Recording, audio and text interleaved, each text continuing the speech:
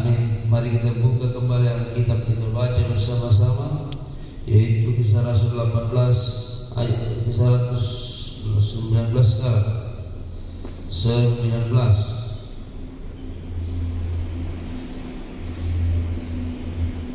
Sekarang 19, kemarin sudah selesai ayat 23 sampai 28. Ya. Demikian firman Tuhan ketika Apolos masih di Korintus, Paulus sudah menjelajah daerah-daerah pedalaman dan tiba di Efesus. Di situ didapatinya beberapa orang murid. Katanya kepada mereka, "Sudahkah kamu menerima Roh Kudus ketika kamu menjadi percaya?" Akan tetapi mereka menjawab dia, "Belum. Bahkan kami belum pernah mendengar bahwa ada Roh Kudus." Lalu kata Paulus kepada mereka, "Kalau begitu dengan baptisan manakah kamu telah dibaptis?" Jawab mereka, "Dengan baptisan Yohanes." Kata Paulus, "Baptisan Yohanes adalah pembaptisan orang yang telah bertobat." Dan dia berkata kepada orang banyak bahwa mereka harus percaya kepada Dia yang datang kemudian daripadanya, yaitu Yesus. Ketika mereka mendengar hal itu, mereka memberi diri mereka dibaptis dalam nama Tuhan Yesus. Dan ketika Paulus menumpangkan tangan di atas mereka, turunlah Roh Kudus ke atas mereka, dan mulailah mereka berkata-kata dalam bahasa roh dan bernubuat. Jumlah mereka adalah kira-kira 12 orang.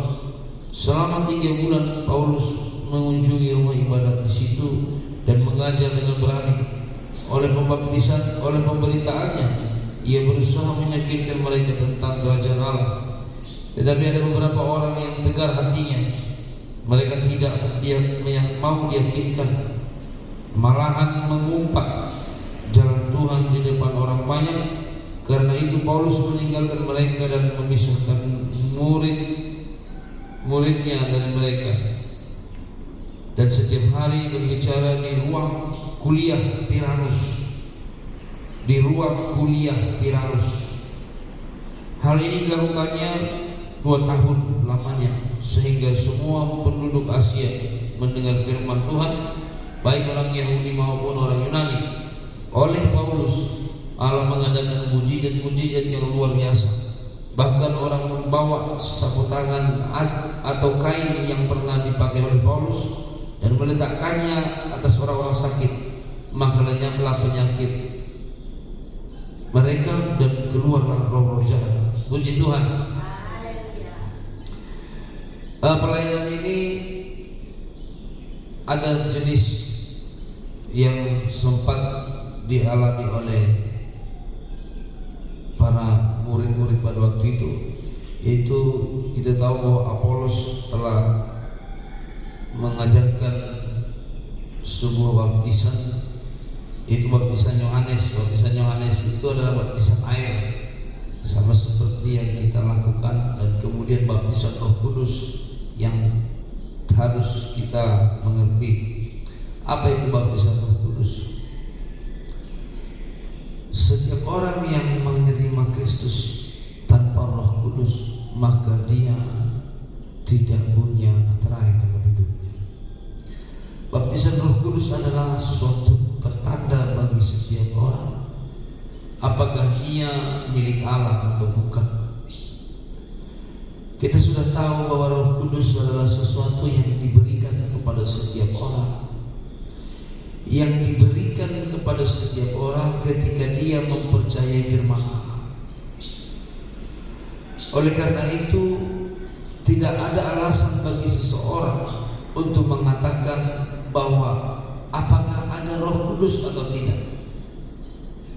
Di zaman Perjanjian Baru, sesuatu yang luar biasa terjadi dalam pelayanan Rasul Paulus, yaitu bahwa setiap orang harus mengalami apa yang disebut dengan pencurahan roh, baptisan roh, ataupun pembaharuan di dalam roh dan kebenaran.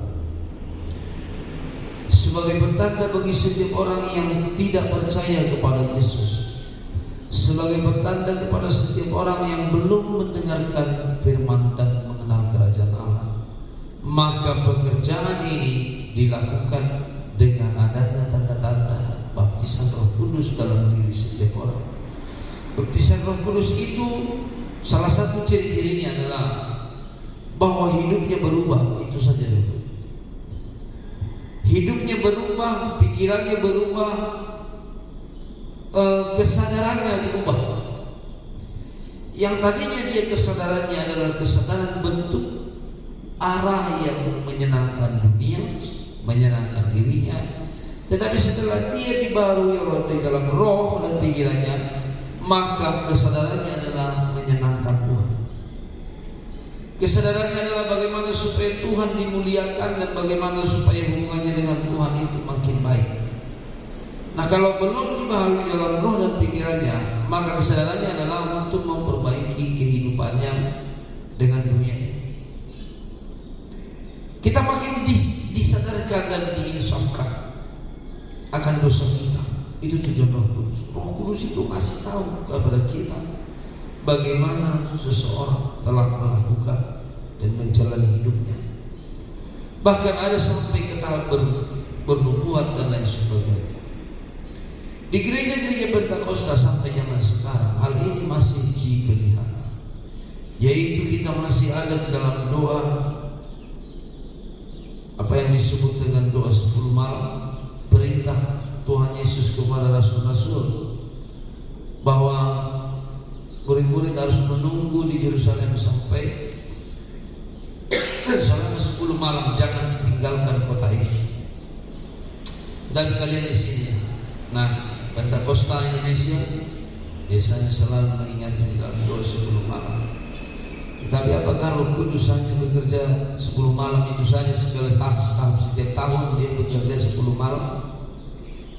Tentu saja tidak. Roh Allah bekerja setiap hari, seperti air menutupi lautan. Dia tidak terbatas oleh ruang dan waktu. Dia tidak terbatas oleh keadaan manusia. Yang dia butuhkan hanya bahwa di mana ada pekerjaan-pekerjaan Tuhan dikerjakan, dilaksanakan. Di mana ada orang-orang yang semakin rindu dengan Tuhan, maka di situ Roh Allah bekerja. Di mana ada 2-3 orang berkumpul, maka di situ Roh Allah bekerja. Di mana 2-3 orang berkumpul dalam nama Yesus, maka Roh Allah bekerja di situ. Nah, bagaimana Roh Kudus bisa menjadi sesuatu yang sudah menjadi milik kita? Atau bagaimana Roh Kudus memenuhi hati kita?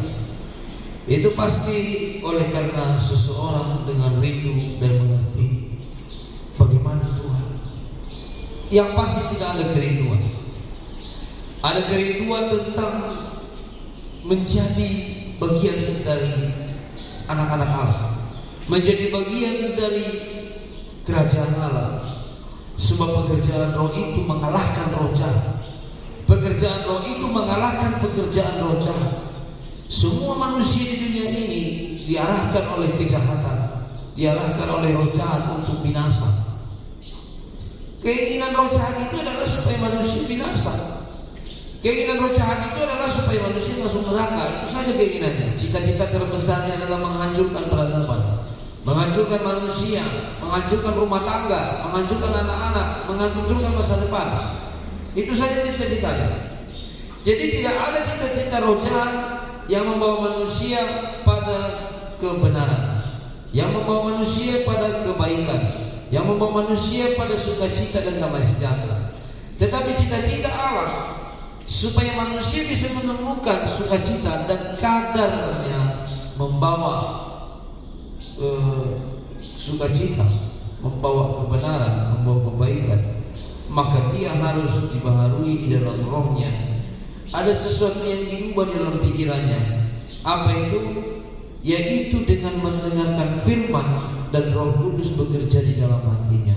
Jadi tidak ada orang yang dipenuhi Roh Kudus yang belum mendengarkan firman Tuhan. Makanya murid-muridlah yang duluan menerima Roh Kudus di Yerusalem pada tanggal atau di hari Pentakosta itu, yaitu murid-murid yang sudah menerima pengajaran firman. Seharusnya mereka juga menerima Roh Kudus.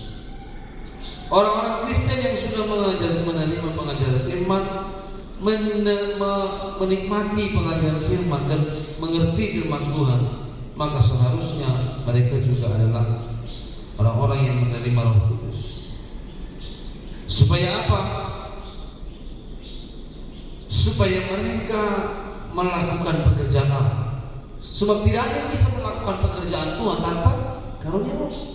Namun gak mungkin orang melakukan pekerjaan dengan karunia dirinya sendiri atau dengan kekuatannya sendiri, apalagi dengan karunia setan. Tidak mungkin, tidak mungkin.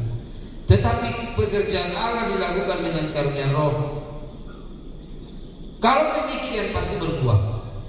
Kalau ini adalah karya Roh, maka buah Roh itu melahirkan sebuah pekerjaan besar, sebuah pekerjaan yang semakin membawa keselamatan bagi setiap orang.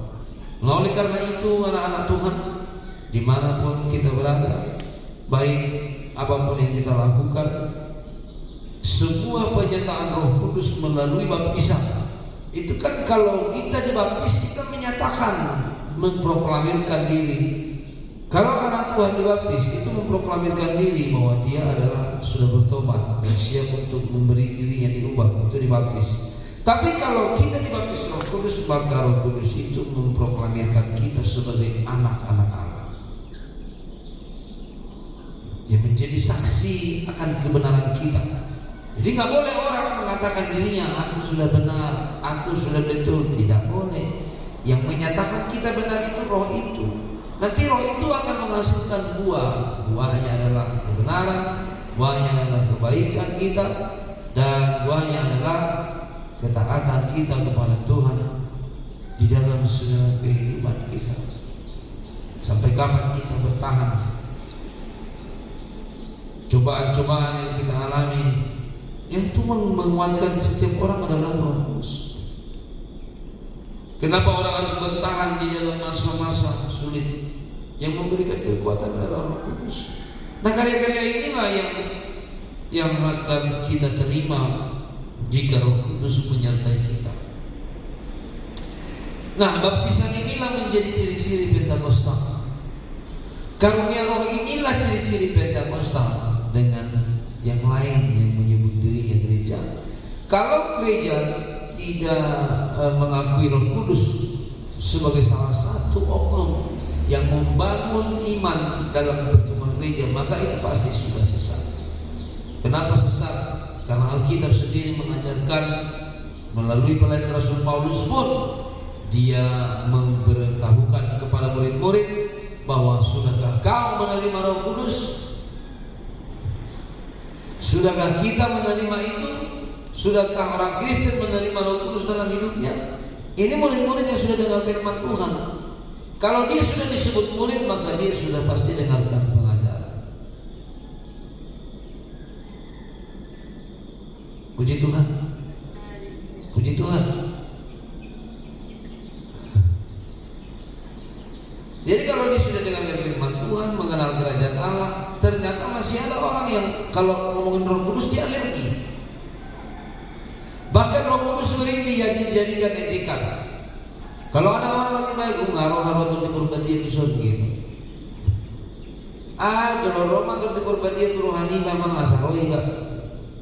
Dia menjadikan itu ejekan. Sebab kenapa sebenarnya dia bukan orang percaya? Dia adalah ateis, tapi praktis. Apa itu? Ateis yang berlindung atas nama Kristen. Dia berlindung, dia melindungi ketidakpercayaannya dengan gereja. Artinya yang penting dia bernaung di gereja tertentu, beribadah di gereja A, B, dan C, kemudian dia besar di situ, tumbuh di situ menjadi orang yang tidak percaya. Hal-hal yang seperti ini kalau terjadi, maka dia bisa menjadi batu sandungan. Dia bisa menjadi malapetaka juga, yaitu orang-orang yang membuat kesesatan terjadi. Maka kalau anak-anak Tuhan menjadi bagian dari suatu gereja, harusnya dia sudah siap untuk taat peraturan. Itu yang kedua, melakukan jam-jam ibadah, menghadiri jam-jam ibadah. Kemudian ada lagi perjanjian-perjanjian itu, yang itulah yang dibacakan kalau atau menikah. Mereka bersedia taat akan ini, tapi janji tinggal janji. Mereka pikir hidup ini cuma tentang bagaimana beranak, berduit, ya matilah. Hanya itu saja, besarkan anak, besarkan harta, besarkan keluarga. Tetapi kalau kita sudah ngomongin karunia-karunia roh, bagi mereka itu suatu kebodohan. Karunia roh itu adalah karunia yang membawa kita pada pembaharuan hidup. Tidak bisa selain itu. Makanya ada agama makin pintar orangnya, makin tahu ayat-ayat kitabnya, makin ngerti dia, tapi makin jahat. Makin membunuh sesama makin tidak masalah, makin menjadi seperti apa istilahnya? Menjadi aneh.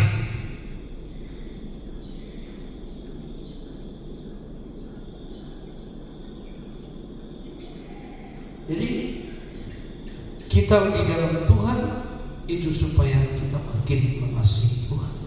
Kita di dalam gereja semestinya makin mengasihi Tuhan, mengerti bagaimana karya-karya yang mau Tuhan kerjakan dalam hidup kita. Dan yang kedua adalah kalau Roh Kudus itu memberikan kita tempat untuk bertanya kepada Tuhan. Kita bisa melihat Tuhan di dalam karyanya. Bahkan hati kita bisa melihat Tuhan di dalam segala kehidupan kita. Makanya adanya sebuah dialog.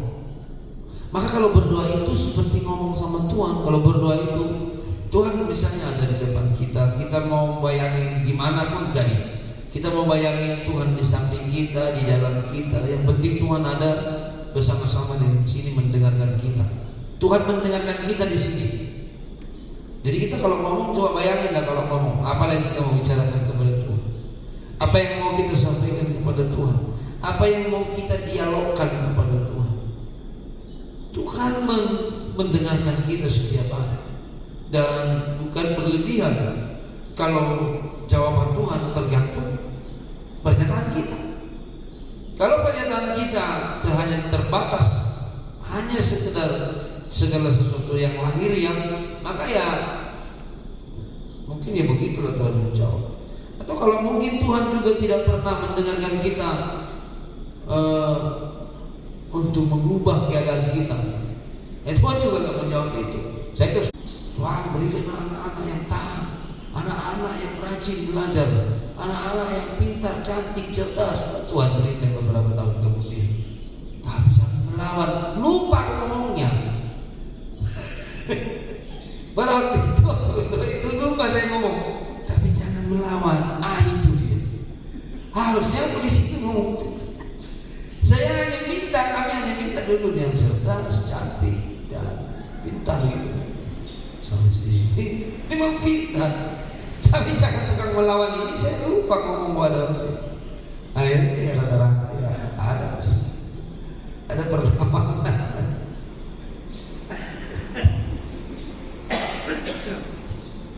Dan demikianlah karya Roh Kudus dalam hidup kita, yaitu memberikan kita semua kemerdekaan untuk berbicara dengan surga. Puji Tuhan. Dan ini harus dipraktekkan.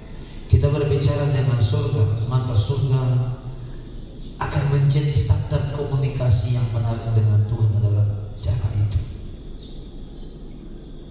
Bukan dengan bahasa yang kita senang. Kalau bahasa itu seperti diulang-ulang, saking diulang-ulang, akhirnya dia ngomong sama dirinya sendiri. Dia ngomong sama dirinya sendiri, bukan sama Tuhan. Nah kalau ngomong sama Tuhan, makanya orang kalau Pentakosta sering sampai menangis gitu. Kira-kira emang apa dia bilang makanya menangis orang Pentakosta? Sampai tumpah air matanya, tumpah air liurnya, tumpah ingusnya, semua tumpah. Hanya darahnya yang gak tumpah. Kalau orang Pentakosta dari dulu juga begitu. Kalau ngomong berdoa gitu, masapakan ludahnya itu sekitar depan-depannya itu udah basah itu.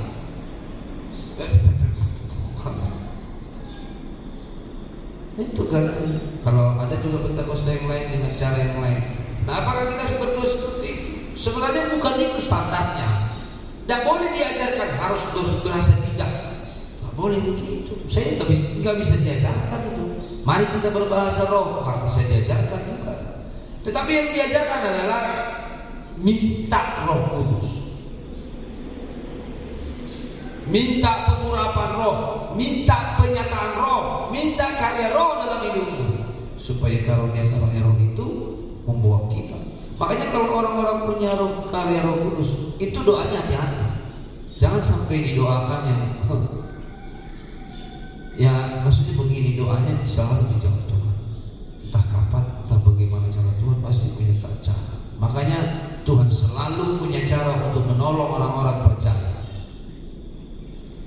Tuhan untuk menolong kita, semua orang dipakai. Semua elemen dan lapisan-lapisan manusia, termasuk karya tangan sintu-sintua. Kan dari sini kan sintu-sintu ini jadi ketahuan sama penginjil bahwa mereka punya pekerjaan. Mereka punya tangan yang diberkati Tuhan.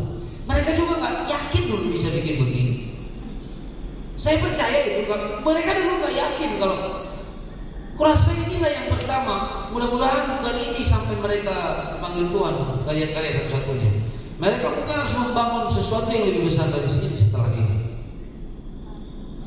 Itu karya roh. Makanya karya roh itu memberikan level. Saya yakin sebelum ini mereka belum bisa bangun seperti ini. Tapi setelah ini mereka akan diberi kesempatan dan pernyataan bahwa ternyata mereka mampu melakukan ini. Itu sebabnya yang paling penting dari sebuah pekerjaan adalah manfaatnya. Manfaatnya. Dan kemudian apa? Seberapa bernilai ini bagi Tuhan, seberapa mulia Tuhan oleh karena pekerjaan itu.